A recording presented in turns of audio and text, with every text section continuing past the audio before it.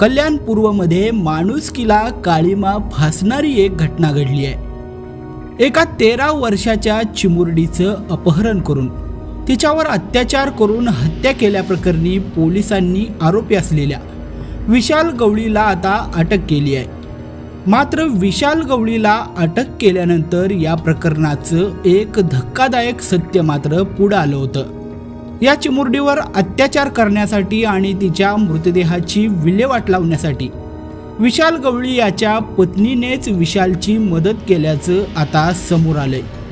या प्रकरणातील आरोपी विशाल गवळी हा बदलापूर अत्याचार प्रकरणातील एन्काउंटर झालेला आरोपी अक्षय शिंदेपेक्षाही अगदी वरचढ असल्याचं समोर आलंय।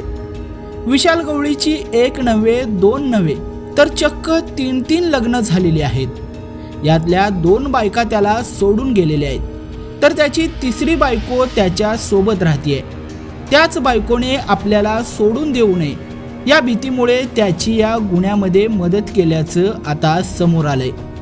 कल्याण पूर्व परिसरामध्ये विशाल गवळी याची दहशत असून त्याच्यामुळे या परिसरातील काही कुटुंबे परिसर सोडून निघून गेली आहेत। आणि याहून धक्कादायक बाब म्हणजे विशाल गवळीला इथलं स्थानिक राजकीय सपोर्ट असल्याचं बोललं जाते। त्याच्या विरुद्ध गुन्हा दाखल केलेल्या फिर्यादींना दमदाटी व मारहाण करून तो गुन्हे मागे घेण्यास भाग पाडत होता। त्यामुळे विशाल गवळीच्या पाठीमागे नेमका कोणाचा हात आहे याचाच तपास सध्या पोलीस करतायत।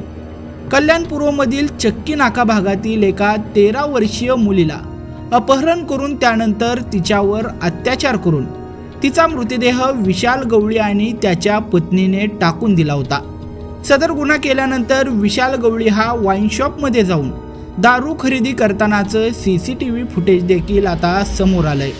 त्यामुळे केलेल्या कृत्याचा कोणताही पश्चाताप त्याच्या चेहऱ्यावर दिसून येत नाहीये।